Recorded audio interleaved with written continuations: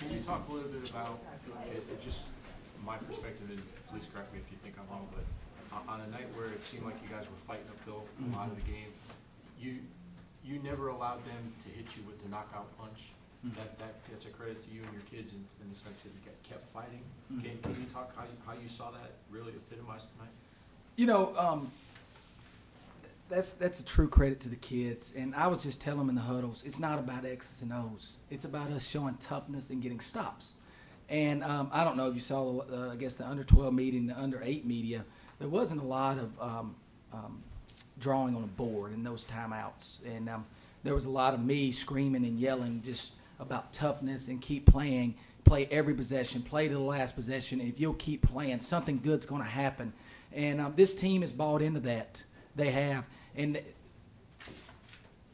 you're not going to win a game by showing up at 6 o'clock on a Thursday night and win.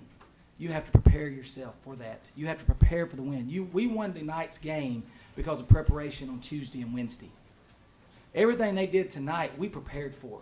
We were ready to do that, and I just kept reminding them, what they're hurting us on, we're prepared for. Now, adjust what you're doing here and go back to your mind of what we did in practice on how we guarded this stuff. Go back in your mind on how we attacked these defensive looks that they were giving us. And our kids did it. They slowed down and had great leadership from Tia and Valencia in the huddles. And you know, it was every one of them, everybody that played. Kenyatta Jenkins, I know y'all just asked her about the last play, and she grew up. She really has grew up. And I got a little emotional as I watched it happen because Kenyatta Jenkins a month ago would have let those 3 defensive possessions bother her. They were picking on her. She would have let that bother her. And I've been preaching to her every day, let things go, play the next play. She played the next play. And the tip in, y'all not going to believe this, but we worked on that today. We worked on it. For some reason in my mind, I told them, hey, if it gets here, we work on end-of-game situations and shoot around. And we had Tia tipping in 3 or 4 times. We had Kenyatta tipping in 3 or 4 times. It wasn't off a miss by Valencia. I wanted my All-American point guard to make that layup. But it was off of like a throw over to the top as Valencia drove and Martha help over and throw it over and tip it in. And we worked on that. And we come out of that huddle. And Valencia, I just told Valencia, get it and get to the rim. And Kenyatta, I heard Kenyatta tell Valencia, if you miss, I got you. And she had her. And that's a team. That's a team. That's a team that's coming together. It's a team that believes in each other. Man, it's human nature to have your head drop a little bit when the losses keep them out, particularly in close games. Y'all been close a few times, but did you wonder if this day was coming? I did. This year? I was concerned if it was coming. And, you know, you get your best we get Valencia McFarland, the best point guard in the league, on the line, shooting 2 free throws with 12 seconds, and she misses both of them.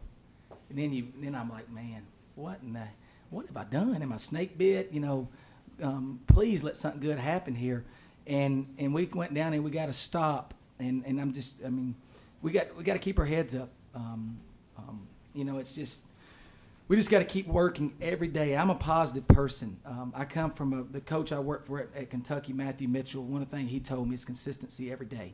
And when you win, you got to have the same consistency as you had to have as you lose. And you got to go into that practice that next day, not dwelling on what just happened. We would watch film every morning before practice when we were out of school on why we were losing those games. Not stuff I pulled out. We'd watch the final 8 minutes. What happened? Each play, what was a winning play, what was a losing play during that 8 minutes that cost us the game. And we had more losing plays than winning plays, and so they could see why we were losing those games. Tonight, we had more winning plays. We got the rebound. Tia Fowler got the rebound when she had to get the rebound. We had 5 people in there getting boards. We executed offensively. We turned it over a couple times. We missed a couple layups, but we executed. They did what I asked them to do. And it's just, I think that film work has really helped them. And I'm never going to get my head down. I'm at the best place in the country to coach women's basketball. I don't want to be anywhere else. I believe we're going to win a national championship right here at this university at some point. I'm not saying it's going to happen this year. I'm not saying it's going to happen next year or the year after. I don't know when it's going to happen, but we're going to stay the course, and we're going to keep working every day, and we're going to get better every day. And you're going to look up a couple years from now, and we're going to look back on these days and laugh a little bit. And so we just got to keep working. And I asked them before the game for 11-game season. We got 11 games left. All I want you to worry about is the 11 games we got left. Don't worry about the 5 we just played. Worry about the 11 we got left. And if you'll win these 11, if you'll have a winning record over these next 11, then you're going to like where you're at. You're going to like where you're at because you're in the postseason. All I'm asking them to do is have a winning record over the next 11. And they got off to a 1-0 start tonight.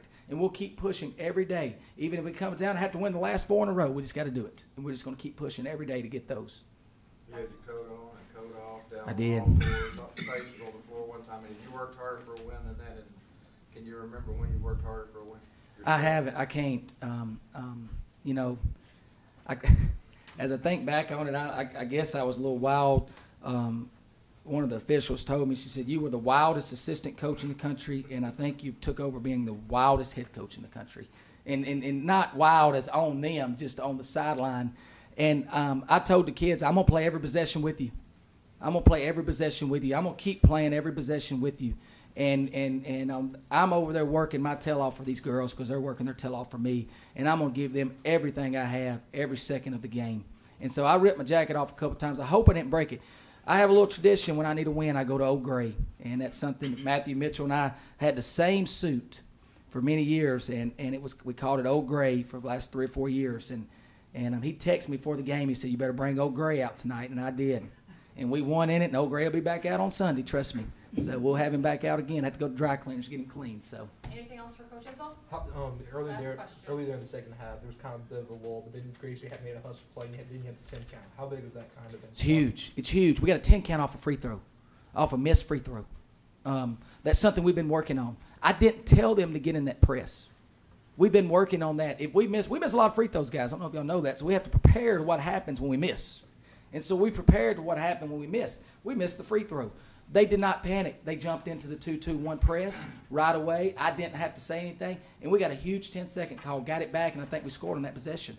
That was a big turning point of the game, a big turning point of the game. And Gracie Frizzell, I haven't even looked at her stats. I don't care if she scored a bucket, and she didn't. She played 42 minutes, and she gave me everything she had. She did not score a basket. She didn't have one of her better games. But let me tell you something. They face guarded her all over the court, which allowed Valencia to get to the paint. That allowed Valencia to get to the paint. We would put her opposite of Valencia, have Valencia come off the ball screens. We had when Shaq was in there too, we had her both of them over there. They were not leaving those two.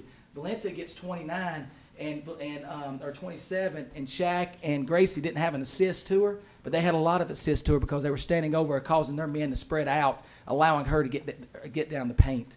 And so I'm proud of every kid that played in this game. I'm proud of every kid that was on our bench. I'm very proud of every single one of them because even on that bench, they stayed together and they all wanted to win, and that's what a team has to do. Thank you, Coach. Thank you guys for all y'all do for us.